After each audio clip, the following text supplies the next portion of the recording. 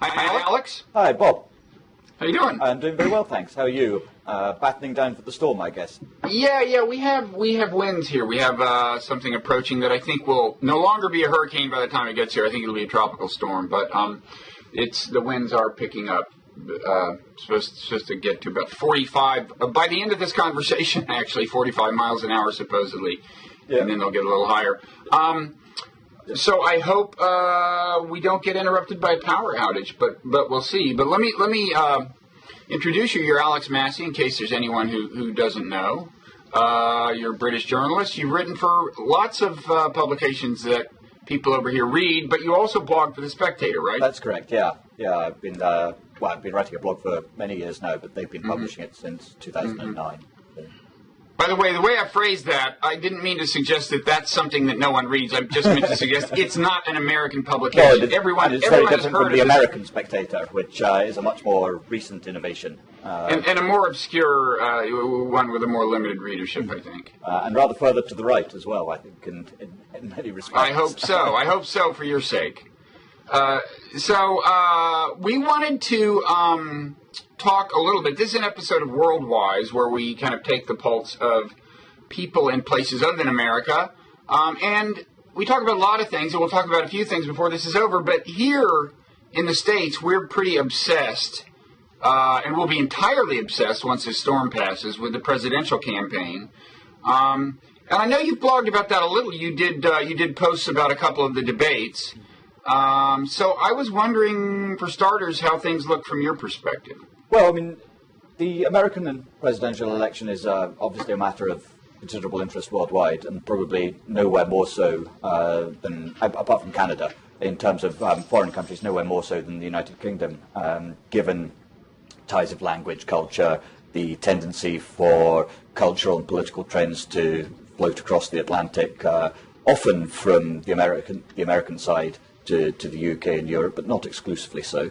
And it's one of those. It's on such a scale, American presidential politics. It's such a circus, and it's one of those things that everybody can take part, albeit vicariously, and see what they want to see in the American campaign. In terms of future political trends, in confirmation of the wisdom of their own political prejudices, which is obviously an important part of any sort of punditry. Or confirmation of the virtues of your own political system, which isn't nearly as circus-like, I suspect. Well, true, although it has its own moments of ridiculousness. The American system, yes, it is striking that nobody else has sought to emulate it. I think there's a reason for that, but go ahead. But that's like the National Health Service here. It just about works for us, but nobody else would want to copy it. The American, it's such fun. Everybody's got larger than life characters, these extraordinary primary contests that are generally speaking more entertaining than the actual election itself, of course, because that's where you really do get the freak show element. Which provides endless entertainment and a lot of ill-judged and, I think, unjustifiable scoffing from this side of the pond about how more sophisticated and generally superior people on this side of the Atlantic are than on the American side, which I think is, actually not true. But and against that, it's a big thing. The American president may not have the power that relative to other countries that he once did, but he's still a fairly significant figure whose decisions have an impact on other parts of the world. So, it is normal to be interested in it. The British press probably takes a ridiculous interest in it, especially these days when you can go straight to source and read what the Americans are saying themselves in ways that wasn't possible 20 years ago. All right, but there's kind of an irony here, it seems.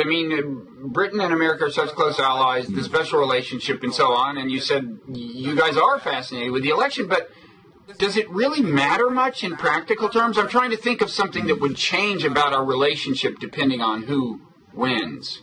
No, I think you're right. It's one of these things that suits certain people to pretend that everything will change if the wrong guy wins. In the present circumstance, that's...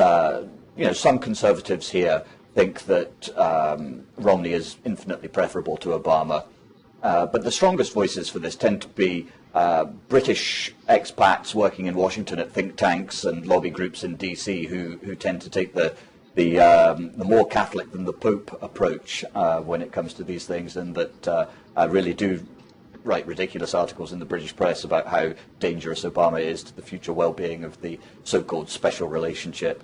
But you're right. I mean, the practical measures in terms of security and intelligence cooperation will remain the same regardless of who wins. Although, of course, if Romney does become president, which I guess is less likely than it is probable, but still, if he does become president, then presumably the first stop on his own global apology tour will be the United Kingdom. After his disastrous visit here. Specific apology his disastrous. Apologized for offending you the last time he was there. Well, I mean, of course, the irony of that is that Romney was only really saying what an awful lot of people in Britain thought about the Olympics before the games actually started, and secretly, there were it turned out the games were a great success, and everybody had a very enjoyable time. But had they been a shambles, as many people had been anticipating, a lot of people would have derived a certain twisted joy from that as well. So in one sense, Romney was unfortunate, but on the other,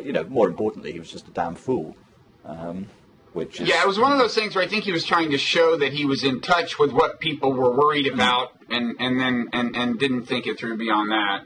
Yeah, but it had a sort of who is this guy? But you know what? Here's my theory. I saw that you wrote about the first debate. I think all of this, in a way, helps account for his resurgence after the first debate. That event and a few others had allowed his opponents to depict him as a kind of a bumbling fool. Mm. And one thing that happened in the first debate is I think Americans really hadn't paid much attention, but had absorbed that framing. He showed up and they took a good look at him for the first time, and they said, this guy can finish a sentence. He's not that bad. And I think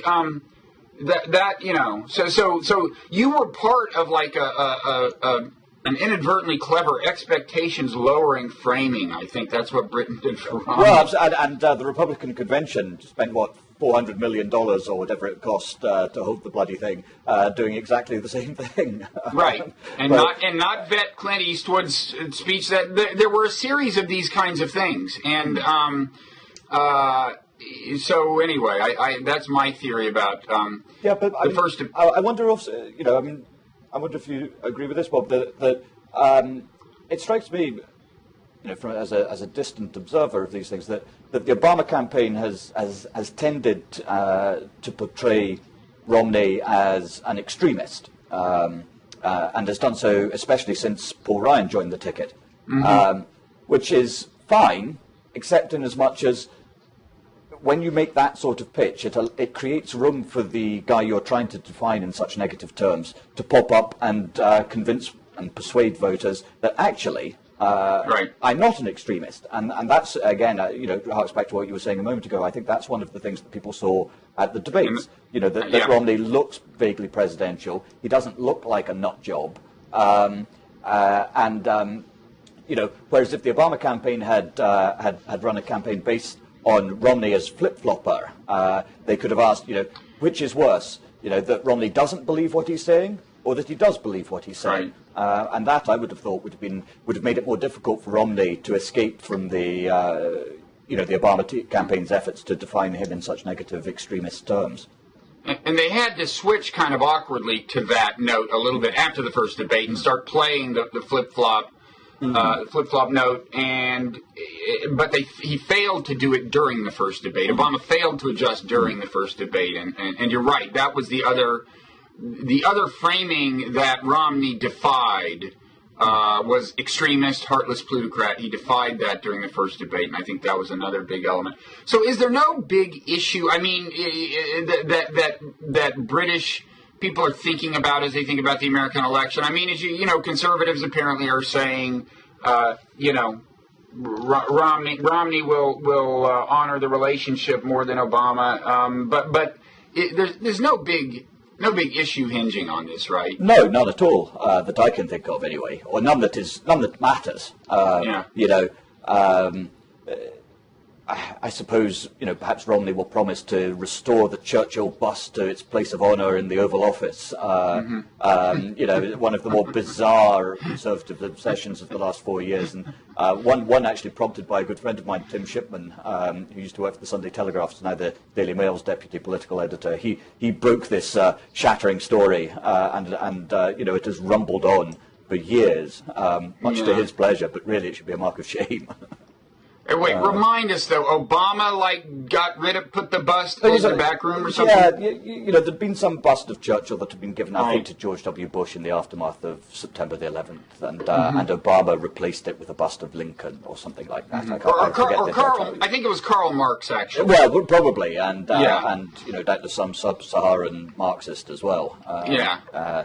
It became one of these sort of bizarre leitmotifs of conservative animus towards Obama, and somehow Obama's supposed to be trashing the special relationship and nonsense like that. Britain matters from a security and intelligence sharing point of view. It doesn't really matter very much on a lot of other things to the United States, as far as I can see. U.S. relationships with the Eurozone, with China, with Japan, are in many ways more significant than with the UK. But then, there aren't terribly many differences between the US and I would say our relations with the Eurozone may be better than the UK's relations with the Eurozone as well. Well, except there's a certain amount of Schadenfreude here. A lot of people the problems of the zone because Britain had chosen not to get involved in the currency union. You mean? Yeah. There's that great line of Kingsley Amis's when he's suggesting to the historian Robert Conquest that a new edition of Conquest's book on Stalin's purges and the Gulag, the Great Terror. Amos suggests that a new edition of that should just be titled "I Told You So, You Fucking Fools." There's an element of that in Britain about the Eurozone that everybody has. There's a consensus on both left and right now that joining would have been a disaster, and that Britain will never join the Eurozone, and Britain's actually far more likely to leave the EU. Right, completely. That's the latest. There was a story in the New York Times within the last couple of days about that possibility, which I didn't understand that clearly. What exactly that would involve. I know that the EU has turned out to be, even before the currency union, had turned out to be more than a free trade zone in the sense that it involved various kinds of regulation, and even including, I guess, cultural dimensions. And I guess that annoys Brits or something. I don't know. Yeah, it does. There's a belief in Britain. It's quite touching, really, that you can have Britain can revert to just some sort of free trade association with Europe and not be subject to any other part of European regulation. But of course, most European regulation is actually concerned with regulating the common market. The introduction, still incomplete, of a properly free trading zone across the continent. Even if you're outside the Eurozone and part of a European free trade agreement, free trade area, such in the way that Norway or Switzerland are, you are still subject to an awful lot of regulation from Brussels. So some of the opposition to membership of the EU is based on a pretty fanciful interpretation of what is actually possible. And some of it is just a sort of cultural, knee-jerk, atavistic rejection of all things foreign and dodgy. And they're dodgy because they're foreign, and they're foreign because they're dodgy. Yeah. Well, I was just going to say, we'll get back to the presidential election, but I'm interested in this, and so I wanted to explore this a little.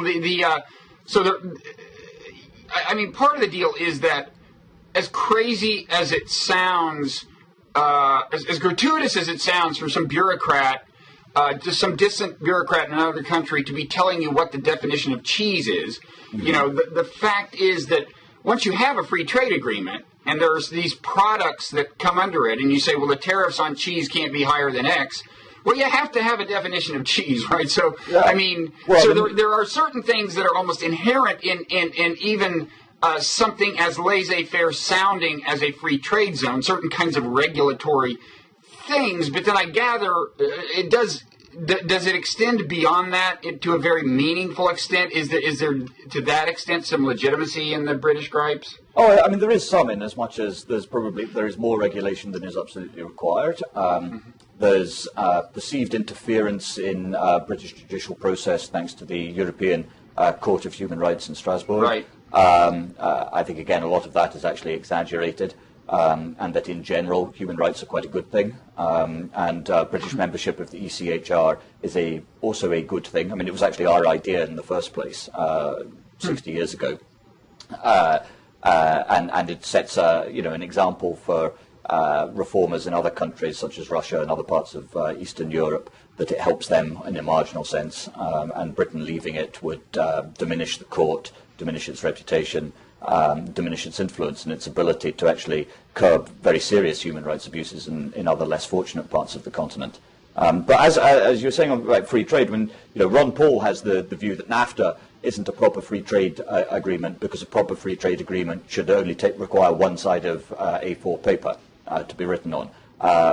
But whereas NAFTA runs to several thousand pages, I think. But even within the United States, where you've had a unitary market for a long, long time, there is an immense amount of regulation that goes into regulating all sorts of things, from raw milk to even Wall Street. Yes. So and Ron Paul has his views about that as well. Well, he is consistent. Yeah, he's a minority enthusiasm, obviously, but I can't help but quite admiring Ron Paul in some ways. And his heart is often in the right place, even if you wouldn't necessarily want to entrust the whole of the federal government to him. Exactly. So, is there a significant chance that Britain will actually pull out of the part of the EU it's in? I think there's definitely a chance that there will be a referendum on British EU membership, one way or another, within the next 5 years, 6 years. It's something that both the major parties, both the Conservatives and Labour, are inching towards pledging in their next election manifestos. And at the moment, polls often show quite serious and significant, sometimes even majority support for leaving the EU. But it's such a hypothetical question at present that I'm not sure one should trust those polls entirely, principally because those who are the most, if you like, most committed anti-Europeans, that they don't like that label, are the ones who are most likely to be making the noise at present. And most people, I think, would find it quite an abrupt change, and wonder if the benefits of leaving the EU are all they're cracked up to be. But then again, of course, we've no idea what the EU is going to look like in 3 or 4 years' time anyway. So in that sense, a policy of, wait and see seems more sensible. At least it seems more sensible to me. See if even the currency union survives. Yeah. Okay, so as for the election in Britain, I mean, it seems to me that the last kind of epic effect that American leadership or American politics had on Britain was getting Britain involved in the Iraq War, right? I mean, that had real reverberations for Tony Blair for some time to come. I mean, did that even have something to do with his departure as Prime Minister? Oh, very much so. I mean, there were a number of different factors. I mean, the first thing to be said is that Gordon Brown, his then Chancellor of the Exchequer, Finance Minister that is, had been pushing and pressing for Blair to announce the date of his departure for years and years and years. But it's certainly true that Iraq destroyed Blair's credibility in Britain. Although, that said, I mean, he did win an election in 2003, which, indeed 2007, which, so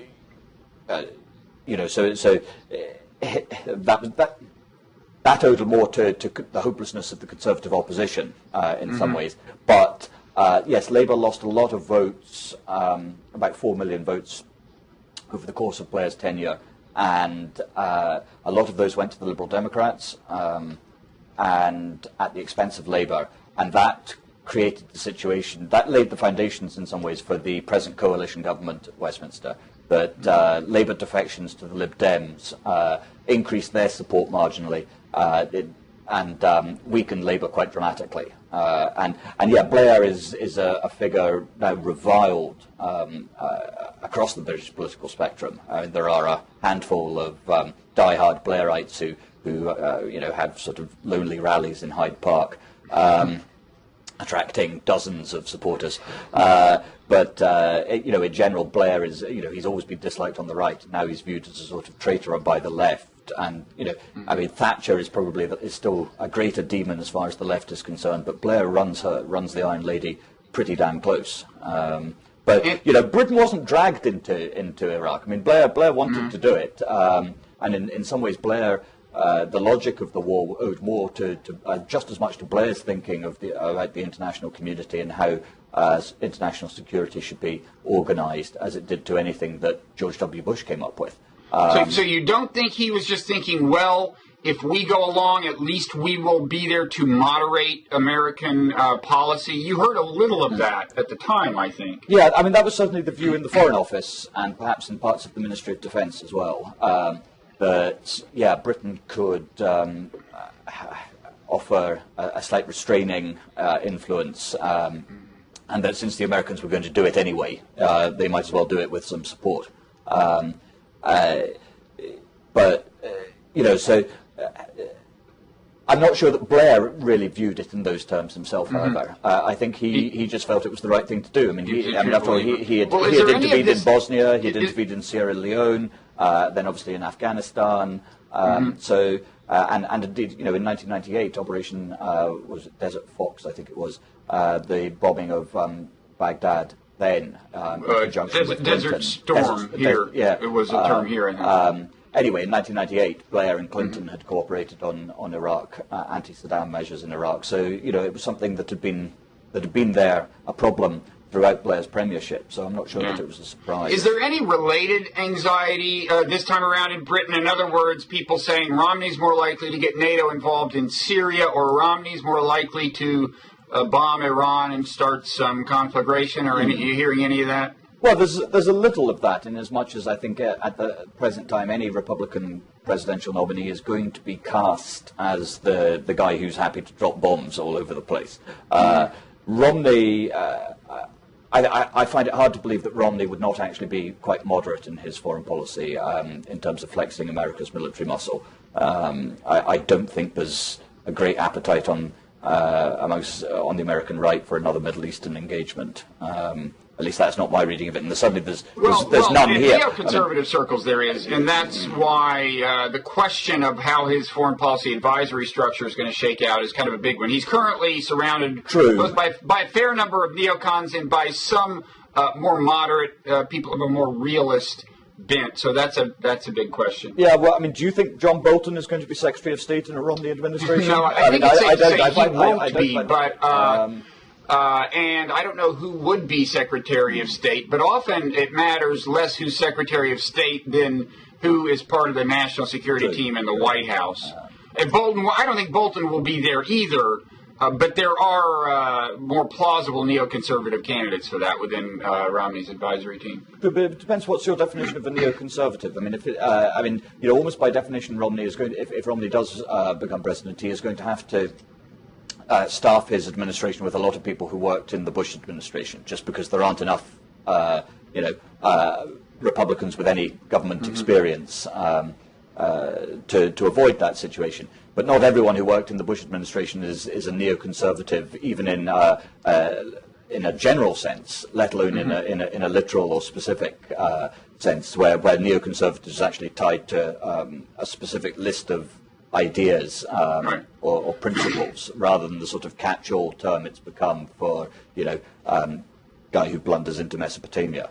Right. So Dan Senior would be an example, I think, of an actual neoconservative who's in the Bush administration, whereas a Bob Zellick would be an example of someone who's in the Bush administration, not really a neoconservative. And some moderates find it heartening that Zellick is, I think, in charge of the National Security Transition Team, but it's all a little unclear right now, I think. Yeah, I mean, it is true that British people and so on, would generally prefer Obama to win. I mean, I suspect that Obama would get 75% of the vote here,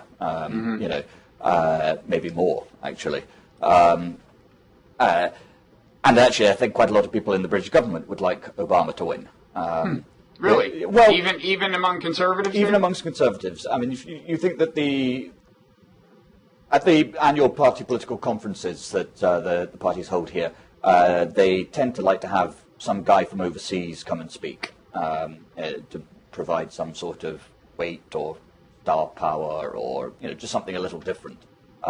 Well, in previous years, the type of Republican who's been invited to speak at the Conservative Party conference has been, say, Arnold Schwarzenegger. This year, it was Mayor Bloomberg from New York City. If you like, the neoconservative wing of the Republican Party is not well represented at these occasions, nor is the evangelical. Mike Huckabee should not be expecting an invitation to speak at the Conservative Party conference at any time. So that's an indication of where the Tory leadership is comfortable. And I think that a lot of Tory MPs would have been quite happy to vote for Obama 4 years ago. And I think many would, especially those in government, although they are more, if you like, temperamentally in tune with orthodox republicanism, would still be quite happy to see Obama win, because 4 more years of the guy you already know is in many ways preferable to 4 years of the guy you don't know and having to, build relationships. Continuity counts for an awful lot, I think, in diplomacy and international affairs, and things that introduce additional levels of uncertainty to an already uncertain business are not to be welcomed. Sure. Now, you must, it seems to me, in watching this spectacle, develop an air of superiority. You kind of minimized this earlier, but isn't British politics an appreciably classier affair than what you see in an American election? Well, it depends. I mean, two things there. I mean, one, is it, and is a classier affair necessarily a better thing? I'm not sure if one could really answer that question either way. I mean, it sometimes seems that American politics, viewed from the outside, a lot of the, I mean, even though on quite a lot of issues there is not necessarily there is a greater rhetorical difference between Republicans and Democrats than a practical difference once you get into government and have to wrestle with the federal beast. Nevertheless, there is a sense that American elections hinge on certain ideas or concepts or sort of concepts of society, and that certain big issues are at least discussed. Albeit sometimes perhaps in a theoretical sense rather than anything that has a practical application in government. What is the role of the state? What is the role of government? What sort of size of state should we have? What are the state's duties to the citizens? What are the citizens' obligations towards the state?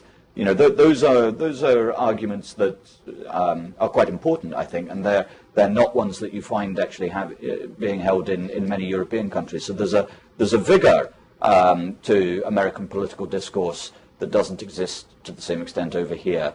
Some of that, right. some of that goes to the matter of size and diversity. The actual discussion of that, especially in the context of an election, tends to consist of swapping complete caricatures of what the actual the other person would actually do, right? So the criticism of Obamacare is that there would be these death panels, and there's some corresponding exaggeration that Obama will level it. Death panels may not be a bad idea, of course. I mean, money's got to be saved somewhere, and the old and the dying seems like quite a good place to begin. You're coming out pro death panel. Pro death panel, yeah. You laugh, but it's an election-winning proposition everywhere. That's a good point. I mean, rationing happens even in our system. Yeah. It's just what's the basis of the rationing? And at the moment in the American system, it's access and it's money. Right. Over here, it's rationing on affordability, or a bureaucrat's idea of what is affordable. in terms of what drugs are available and so on. But, just as nobody would copy our health service, nobody would copy yours. But see, that's what I mean. No one would ever say that in a political debate. It's something everyone who thinks about it knows, but no one... maybe has Obama ever said? No, I don't think he's ever said, look, rationing happens right now. It's only rich people get great care, and we want to change that. Now, no one will accept that A, that rationing happens naturally, or B, that it is going to have to happen with any program like Medicare that promises universal coverage. It's certainly happening with Medicare now. There are things you can't get coverage for. No one would say that, even Obama, even though I think, it could conceivably be persuasive. You could explain that to people. But you, in American politics, it seems to me, you never see anything at that level of sophistication. And I would contrast it with, the questions for the prime minister thing they do in Parliament. Yeah. Now you sound like you're kind of weary of that, but I'm telling you, to American eyes, I actually haven't seen it in years. I used to live in a place where it was on C-SPAN every Sunday night or something. I think it's still on C-SPAN. And maybe what I mean is I lived in a place where, for whatever reason, I actually watched C-SPAN. But, an empty time in your life, perhaps. Where Prime Minister's questions was the highlight of my week, yes. Yeah. But come on, isn't that a higher level of debate and the level of wit, for crying out loud? But wit isn't the same thing. Wit isn't the same thing as a higher level of debate. I mean, wit in some ways is what you resort to when you don't have anything substantive to say. Now, it is true that our parliamentarians, on the whole, can manage to make some sort of ridiculous speech without the aid of those pretty little charts that they hold up in the United States Senate, which are sort of charming but very odd way of doing it, as though the Senate was some sort of kindergarten class, which of course perhaps it is. No, Prime Minister's question time is not an elevated arena for debate at all. It's a sort of boo sucks. You're useless. Well, maybe I am, but you're even more useless. Kind of playground politics. I mean, it can be quite entertaining, but the chief aim of both the leader of the opposition and the Prime Minister at Prime Minister's questions is to get a 12-second soundbite that will lead to the evening news. It's not about substance. There are areas of parliamentary debate which can be more substantive, but Prime Minister's questions is one of the is a circus. It's not something. But it's a highbrow circus. I don't know. I think it's pretty lowbrow. But lowbrow isn't necessarily bad. I mean, I don't know. Mencken's line always amuses and seems quite persuasive. That democracy is the theory that the people know what they want and deserve to get it good and hard. Mencken wasn't a great believer in democracy, of course, but especially its American variant. But I'm not sure that the Roman Republic was as high-minded a place as we sometimes think. I'm not sure that Periclean Athens, that politics there was conducted on an elevated level. I mean, on the contrary, I think skullduggery, appealing to witlessness and the lowest common denominator have been an ever-present part of political discourse ever since people divided themselves into warring political tribes. The American style or variant these days. Sure, cable news is pretty grim, but it's not watched by many people. And I think a lot of people actually would just like to lead their lives with without having to consider politics very often, and they resent politics intruding upon their lives, but they would like things to be a little bit easier than they are at present. Now, whether that's the cost of healthcare, the cost of college education, new jobs, and a new factory opening up in your town or whatever, politics is obviously intimately connected to all of those things, but people don't necessarily view those things in political terms. Mm-hmm. But I don't know. I mean, American politics is very entertaining. I'm not sure that I'm not sure that British politics is. I'm pretty sure that the Swedish politics isn't terribly entertaining, although it seems to work quite well. Yes, and that is a problem from an entertainment perspective. So, okay, the final thing I'll try to get use as a way to get an air of superiority out of you, which is just the actual system of government. A parliamentary system as opposed to whatever the hell it is we have in America, where increasingly, and more than used to be the case, it's kind of hard to get anything done. And also, it's hard, if the party in power does do something disastrous, it's harder to get them out of power right away. What do you not at least have a patriotic preference for a parliamentary system? Oh God, I'm supposed to, aren't I? No, I'm not. Well, no, not really. I mean, there are just as many safe seats in the British system as there are in the United States, and more than I think is ideal. I think that when I read and hear a lot about this complaint that the American system makes it very difficult to get anything done, and it tends to be it's a complaint that tends to be made by the people who control the White House. The party that controls the White House. It's really quite rare when in opposition to hear people saying, I wish it was easier for the president to get things done, or the president's party to get things through Congress. And then at the same time, the first 2 years of Obama's term, and so on, I remember reading and hearing liberals boasting about how much had been achieved, in terms of the bailout, rescuing Detroit, passing Obamacare eventually. Those are all pretty big things. If the system really doesn't work, if it really is impossible to get anything done at all, then those things couldn't have happened. Right. Similarly, George Bush managed to pass Medicare Part D. He managed to pass huge tax cuts. He managed to take the United States into Iraq, without Congress. I'm not sure you could say that. Well, maybe it doesn't, but it does suggest that it's not actually as blocked as you think. But sometimes perhaps you need to be smarter. Look at race. Race to the top in terms of Obama's education policy strikes me as being quite a clever use of the federal government to advance your goals, but doing it through a different channel, if you like. And so, when you're in opposition, there's a lot to be said for a system that makes it difficult. But I think the other point is that when you've got a country of 300 million people, democracy does become difficult, I think, because any decision made by the federal government or passed by Congress, necessarily there are necessarily people who do better out of this than others. So you are in the business of picking winners and losers, one way or another.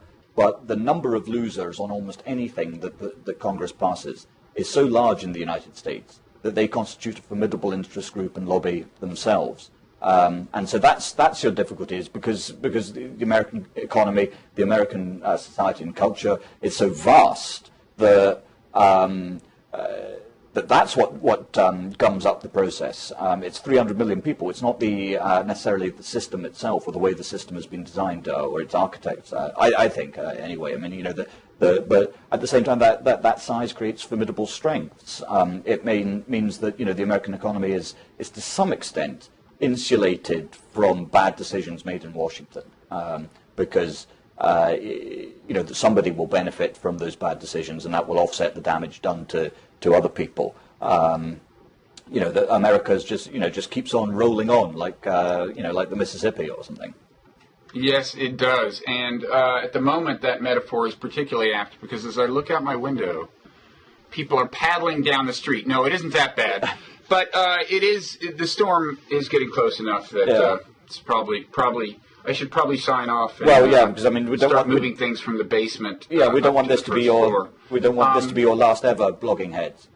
But we hope not. But I'll tell you, everyone who works, pretty much everyone who works at Blogging Heads is in the path of the storm, so we may all lose power. So, well, let's hope not. And things seem to be better prepared than the last time a major storm was heading towards a major American city. I think when you have a president who's a week away from an election, you can rest assured that people in the executive branch have been alerted that they should really do a good job this time. Yes. So Yeah. we'll see if there's any effect on the election, though. Yeah. But thank you so much, Alex. No, pleasure chatting with you. And I hope you'll have time to come back and see us again. Yeah, no, be delighted to. All right. Take care. All right, excellent.